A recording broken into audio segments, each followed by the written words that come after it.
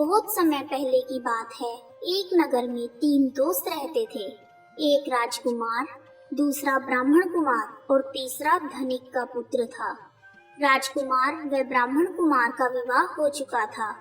धनिक के पुत्र का विवाह भी हो गया था, परंतु उसका गोना शेष था। एक दिन तीनों मित्र स्त्रियों की चर्चा कर रहे थे। ब्राह्मण कुमार ने स्त्रियों की प्रशंसा करते हुए कहा, नारीहीन घर भूतों का डेरा होता है। धनिक पुत्र ने यह सुना तो वह तुरंत ही अपनी पत्नी को लाने का निश्चय करने लगा। माता पिता ने उसे बहुत समझाया कि अभी शुक्र देवता डूबे हुए हैं, ऐसे में बहू बेटियों को उनके घर से विदा करवाना शुभ नहीं होता। परंतु धनिक का पुत्र नहीं माना और ससुराल जा पहुंचा। ससुराल में भी उसे रोकने की बहुत कोशिश की गई, परंतु उसने अपनी जिद नहीं छोड़ी।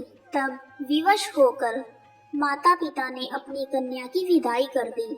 ससुराल से विदा होते ही पति पत्नी नगर से बाहर निकल गए और उनकी बैलगाड़ी का पहिया अलग हो गया और बैल की एक टांग भी टूट गई।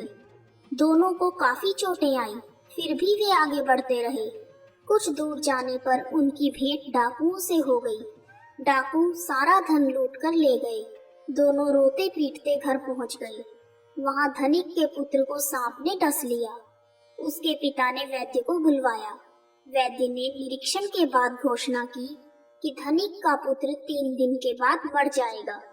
जब ब्राह्मण के पुत्र को यह बात पता चली तो वह तुरंत धनिक के घर आ पहुंचा।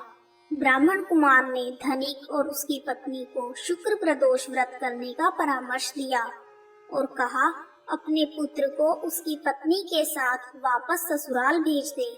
यह सारी बाधाएं इसलिए आई हैं क्योंकि आपका पुत्र शुक्रास्त में अपनी पत्नी को विदा करवा कर लाया है, इसलिए यदि यह वहां पहुंच जाएगा तो बच जाएगा।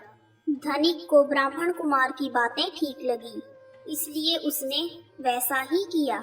ससुराल पहुंचते ही धनिक के पुत्र की हालत ठीक होने लगी और माता पिता के शुक्र प्रदोष का व्रत करने से सभी घोर कष्ट टल गए।